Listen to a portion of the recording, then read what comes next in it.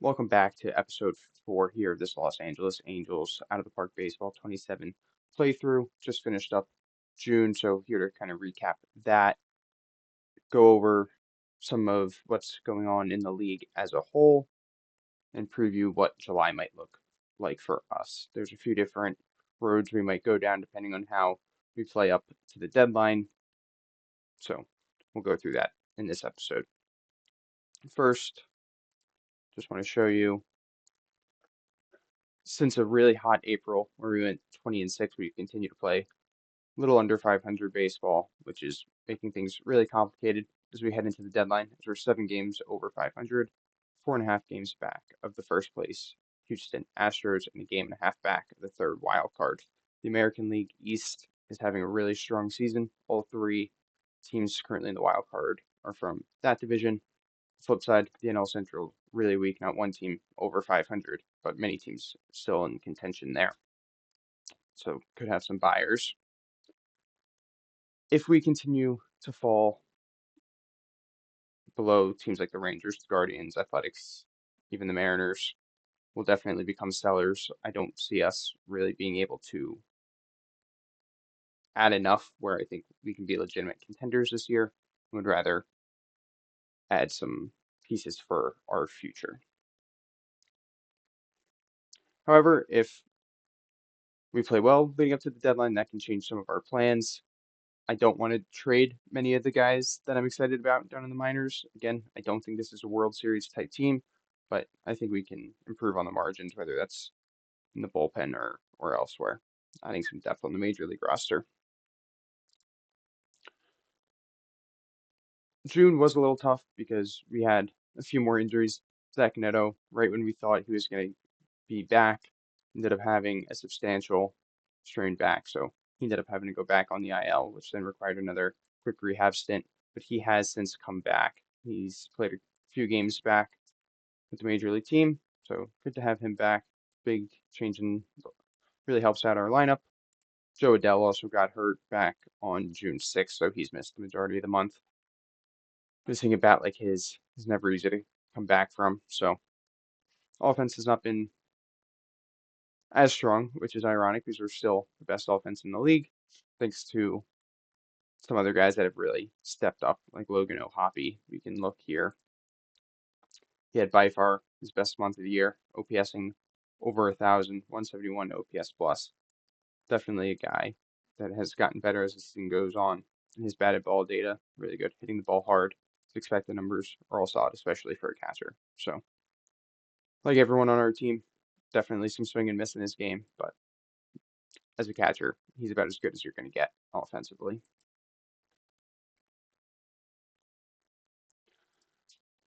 Before I go too far into my team for the month, just want to give you guys a quick recap on what's going on in the league. There have been some big extensions signed, a couple by the Reds. First, they were able to lock up Elly De La Cruz on an 8-year, $236 million contract, so he won't see free agency until the earliest 2033, because he does have a player option, but he's making a lot of money, so not a guy that we'll have on our sites anytime soon.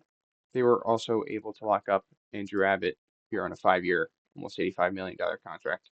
Gave him a player option as well. Bought out a couple free agent years. Having a good year for them. Elsewhere in their division, the Cubs locked up Seiya Suzuki, who's been one of the best hitters in the league with 918 OPS plus. He's got a 5-year, 150 team option for $32 million. Good contract for both sides. He's a little older. Maybe he won't age as well, but tough to lose a bat like that for the Cubs. We're looking to win now. Just a few others real quick.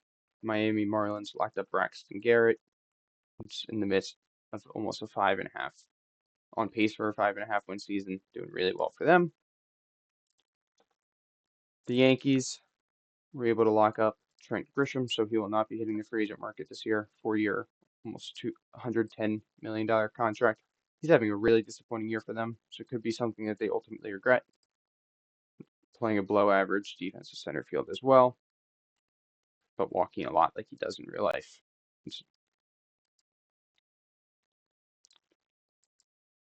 couple more extensions around the league. The Tigers were able to lock up their righty masher, Kerry Carpenter, on a 5-year, $88 million contract. That'll keep him in Detroit. Really good platoon bat. Struggling about league average versus lefties, so doing really well for them this year. And then lastly, the Blue Jays, even though they're really underperforming, were able to extend Dalton Varsho, who is not doing too well with the bat this year, but as we know, provides elite center field defense, Gold Glove caliber center field defense. He's going to be staying in Toronto. He signed a 4-year, $138 million contract with a couple player options, or one option and an opt out.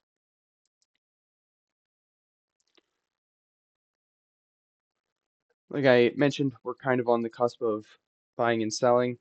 If we buy, we are seeing teams like the Padres and the Blue Jays willing to sell off some of their rentals. I'm assuming some of these lower teams as well will be willing to sell. So I'll go ahead and take a deeper look at some of them as the month goes on, and obviously show you any trades that we might make if we decide to buy. However, if we look to sell, I still think Jorge Soler is an obvious rental bat candidate for some contending teams. He's OPSing almost 860, 33% above league average, on pace for about 35 home runs. We have seen his production drop off a little bit. Really, really strong April. Still a really good May. His June has fallen off just a bit, which is funny because his walks went up, his strikeouts went down, and his BABIP went up, but just the slugging not the same. Some of that is because his home runs per fly ball has slowly started to drop, but like I said, that was expected. If we were to trade him, I think a couple teams that could make sense for him. First, the Atlanta Braves, go back there for a reunion where, of course, he won the World Series with them a couple years. Currently have Dom Smith DHing, who's hitting really well versus righties. They could do a DH platoon with Dom Smith and Jorge Soler, make up a really good duo. I also think currently first place Cincinnati Reds are currently DHing Encarnacion, who just has not been a good enough hitter to be a DH. I'm sure Soler would continue to mash there in Cincinnati. And a third team I think makes a lot of sense for him also in the NL East are the Philadelphia Phillies, currently DHing Dylan Moore. He's having a decent year, but Jorge Soler would certainly be an upgrade, allow him to be more of your super utility guy, get him as many at-bats as possible throughout a week at different places. Another logical trade candidate for me is still Yoan Moncada. I'll go into why in a little bit, but he's about a league average bat. He's playing an above average second base defense. Overall, really solid player, on track for almost a 2.5 win season. Could definitely be used to some contending teams. Some teams I see as fits. I go back to the Atlanta Braves. They actually DFA'd Ozzie Albies earlier this year, so they are starting Jim Jarvis over at second base. He's a young player for them, plays good defense, but definitely leaves some to be desired on the hitting side with an 83 OPS plus, only 22, small sample size, but only 22 against lefties, whereas Moncada hits better versus lefties, so they could always platoon there if they would like. And the other team I see a fit is with the Los Angeles Dodgers. They're currently playing Keston Hiura there, who is hitting pretty well. However, defensively, not as good at second base as Yoan Moncada might be. They did sign him long term, which was a little questionable, but they're the Dodgers with a lot of money, so they can afford to do that. But they can bring on Moncada just for the stretch run here, provide them with another bat and above average defense. And then, of course, I still think Kirby Yates is a logical trade candidate. We'll see who's interested in bullpen as the deadline gets a little closer, but in my opinion, he's going to be one of the best rental arms on the market. As we can see, his FIP is a 3.26 with a 30% strikeout rate. I do think it's a little concerning that he's much better here in LA than he is on the road. Might be a little bit of a buyer's beware situation, but a lot of his underlying stuff is still super elite, both when they make contact and when they don't. He's good at limiting hard contact, and he's getting lots of whiffs, and he's in the zone enough. So definitely one of the best, if not the best, rental reliever on the market. I would be potentially interested in keeping him, but he's definitely expensive. Looking for almost 15 million for a 1 year deal. Not something I'd rather have a little bit more quantity over quality where I am in this save right now with the Angels moving forward. I would still potentially be willing to look at some Reed Detmers trades. He's having a really good year for us. He's on track for almost a 3-win season. His FIP is about league average, which makes sense if you look at some of his underlying stuff. He does a good job of getting soft contact, but also doesn't do a great job of limiting super hard contact. And when you combine that with the fact he allows a lot of fly balls, we can see almost 36% fly ball. It can definitely be a little concerning. A lot of his underlying about league average. One area he does excel in, especially for a starting pitcher, is getting some strikeouts, striking out 26.6% of the guys he faces, which is really promising. We know that because he's generating a lot of whiffs, limiting contact rate, especially in zone, but I need him to be in the zone just a little bit more for him to be that really good pitcher. All of his pitches are positive run value. He's got 5 of them, so could be a guy that we also look to extend. I've looked to see how much he might want. I was just like going, a little bit into the future, see what he wants for his free agent years. 19 million is definitely reasonable, something I have considered, which is why I might not trade him. Could be something we look to do in the offseason, as that's really not too expensive, especially for a big market team. And a guy like Yusei Kikuchi, who's only under contract for 1 more year. So short-term commitment could lead to a potential Reed Detmers extension. But if there's some really good offers for him, it's something I would certainly consider. Last thing on the major league team, if we do trade a guy like Jorge Soler at the deadline, the logical replacement here would be Nico Cavadas. He was acquired in a trade from the Boston Red Sox for Luis Garcia a couple years ago.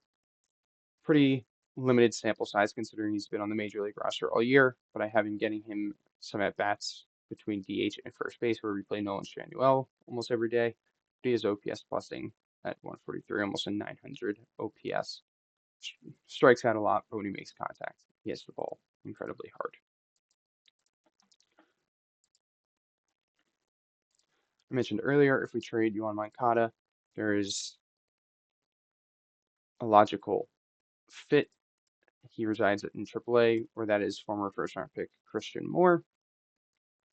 He was hurt for most of April, had a rough May, but he exploded in June to a 962 OPS, which is really promising. He cut his strikeout rate by 6%. Walk rate also went down a little bit, but that's okay. We'd be able to slot him in at second base, where he's a little below average. Definitely could be somebody we look to improve in the development lab with this offseason if we think his bat can be if we think his bat can contribute at the major league level, which all signs point to that as his batted ball data. It's all really good. But again, like most people in this organization, he's definitely got some whiff to his game.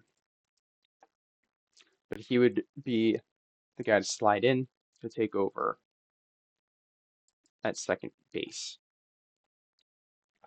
One thing I forgot to mention on the major league team, because of the Joe Adell injury, and Jose Siri got hurt as well. He's out for another 3 weeks with a sprained ankle. We've been able to get Kyron Paris some consistent playing time out the center. There's actually been an above average center fielder here in a small sample, but he also had a really encouraging June where he cut his strikeout rate by 12%, upped his walk rate by 2%. BABIP still really high, but was an above average hitter with plus defense in center field and provides speed. So definitely somebody I want to look to continue to get consistent at bat at bats too as the season progresses, especially if we continue to fall out of contention. I'm going to try to go through the minor leagues quickly here as this episode's already running a little long. I already went over Christian Moore here at AAA. Nelson Rada, unfortunately, has continued to have a really disappointing season. We can see his strikeout rate continues to go up, even with his BABIP rising, still OPSing slightly above 600. He is playing a good center field defense and provides speed, but he's just not impacting the baseball. Lots of soft contact. He does do a good job of avoiding the strikeouts still, for the most part, even though it did go up this month. But he's somebody I'm actually considering sending down to AA, like we did with Adrian Palencia, and we'll get to him in a little bit to see if Rada can get a spark there and try AAA again next year. He is still young, only 20, so it wouldn't be too big of a deal. Still somehow the number 24 prospect in baseball, though, which is encouraging for his value. Caden Dana had a good month here at AAA. Definitely somebody I'm trying to get a look at the majors. Unfortunately, in real life, the Angels signed a lot of one-year veteran reliever deals, so a lot of the bullpen is taken up by that, which is another reason I might be encouraged to sell. I think Caden Dana can certainly at least play a part in our rotation this year, or sorry, in our bullpen. It would either be him or Klassen that moves over to the bullpen, and the other one would start. The strikeouts have dropped every month, but so has his walk rate over month to month, about 4%. Really good FIP, limiting home runs this month. Again, somebody I'd like to get in the bullpen sooner rather than later. At the very least, maybe even spot in the rotation, as he is a captain as well, which will help the team. That's about all I've got here at AAA. Sam had a tough month. A guy that I'll continue to monitor, but I'm not going to dive too deep into him as he had a disappointing month. As we move down here to AA, I actually just promoted Ryan Nicholson up to AAA today, July 1st. He's been crushing AA and at almost 26. Might as well see if he's got anything that he can potentially contribute, as he is a lefty pull hitter, which plays well with our home park. Could be a potential DH option if he continues to hit well.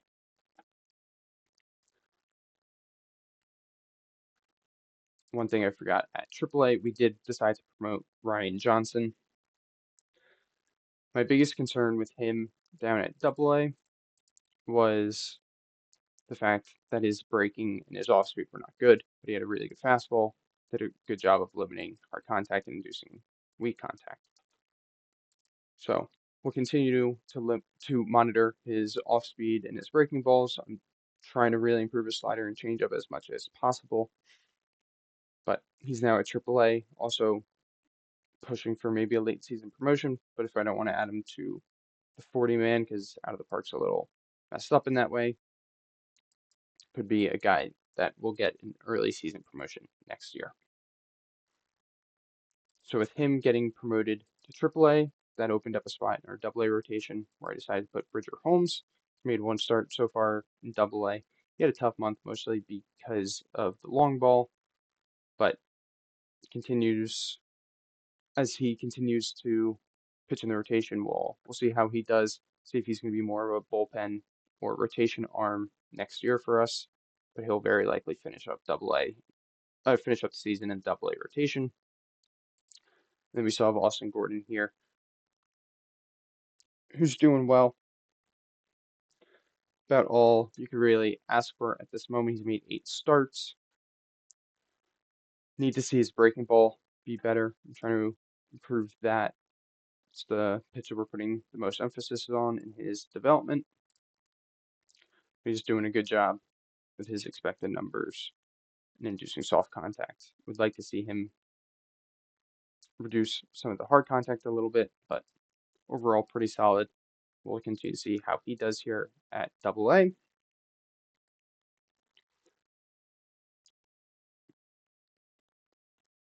And with that, we will head down to high A. I mentioned him a little earlier, but Adrian Palencia, I'm actually going to promote back up to double A here. Was a little bit of a limited sample size, but he's been able to cut his strikeout rate by 10%, up his walk rate by 3, hit the ball really well, and his defense actually got better down here at high A at shortstop, playing a positive shortstop. So maybe he's got some of that confidence back. We'll continue to monitor him to see how he does in the second half up at double A.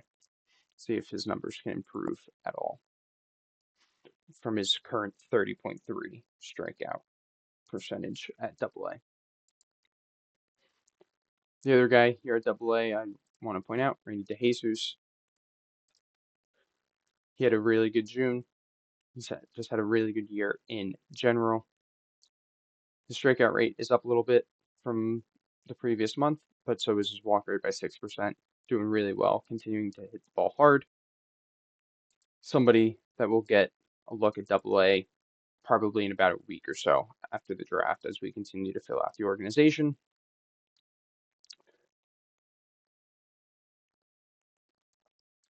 One last thing I forgot to mention at double A, with Bridger Holmes moving over to the rotation, I left a spot in our bullpen where I promoted Alex Martinez. Went over him in the last episode. Just a really good fastball, especially, he actually hasn't even pitched yet in double A, but really good fastball that generates a lot of whiffs in the zone. But his batted ball stuff, not great. So just a guy to continue to keep an eye on.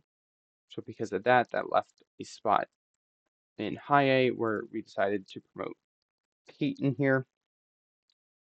He's only made one start, so not too much to look into him at the moment. We'll continue to monitor him, but definitely has some reliever risk as he's got two fastballs, both a fastball and a sinker. And his slider was a little below average in A ball as a 23-year-old. So we'll continue to just keep an eye on him. Not expecting much. Probably more of a reliever long term if he turns out to be anything. Jefferson Vargas was hurt, but he's back. Other than that, not too much going on down here at double A. You might be thinking, well, why did Peyton get the promotion to high A instead of top prospect Tyler Bremner? To that, I would say, good question. Unfortunately, he had a bad June. You can see his strikeout rate almost cut in half, and his FIP was up to a 5.39 because of the 2.2 home runs per 9. He allowed 5 home runs in the month, so just not quite good enough. He's somebody that will get promoted to high A as the draft happens here in about a week or so.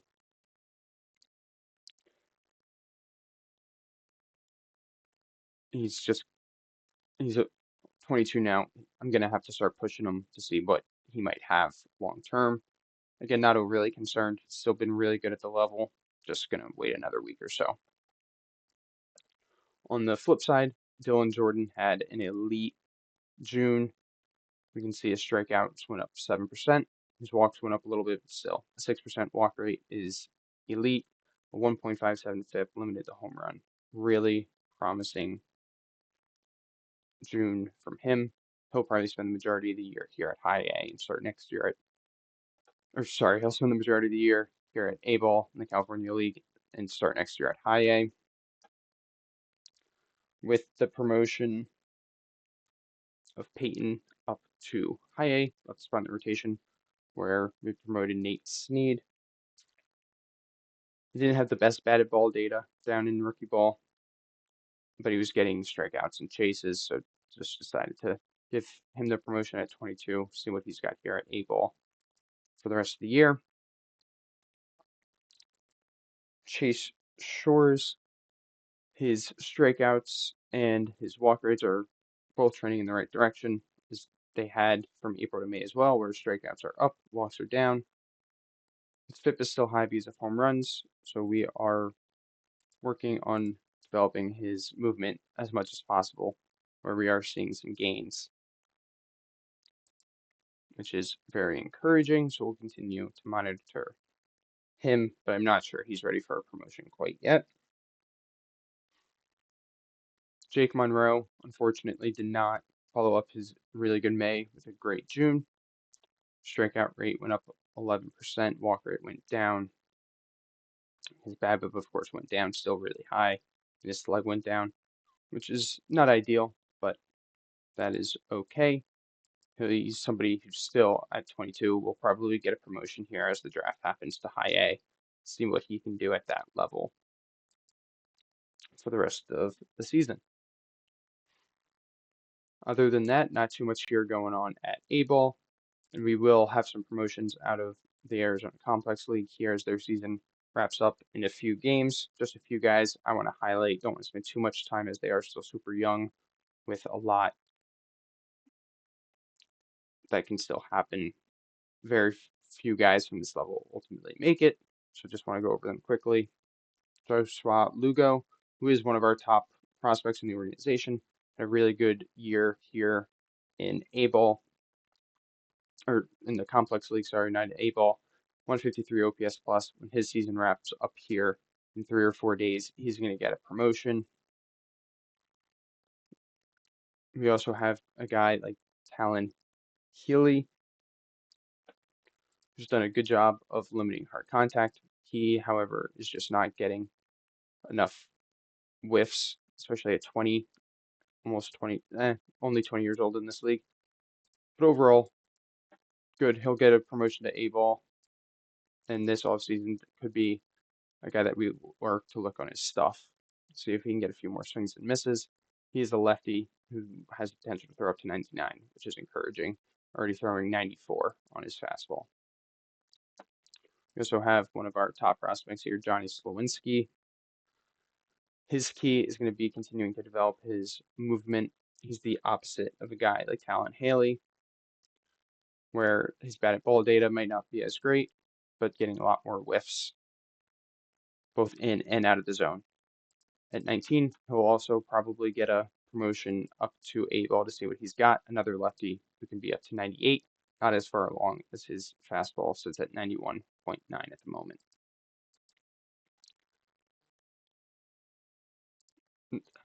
Not too much else going on here. Brian Martinez is a guy that'll also probably get a promotion in a really good year here in the complex. 11 home runs, only a 19% strikeout rate. I'm sure I'll go ahead and promote a few of these other guys as well. We're not going to go through all of them, and I'll go through some of our other pitchers just to continue to see if we can develop anything from the ground up in the organization. And then the Dominican League has also kicked off. Not going to go over anything here as these guys are even more shots in the dark. So that's about all I have here for the month of June. Might take me a little bit to get July out as it is a busy month with both the draft and the deadline. That'll probably be a longer episode as we recap both of those and then head toward the end of the season. Thanks for watching this episode, and I will be back with what I'm sure will be a busy July between, like I said, the draft, the deadline, and promotions of some of our prospects down in the minors.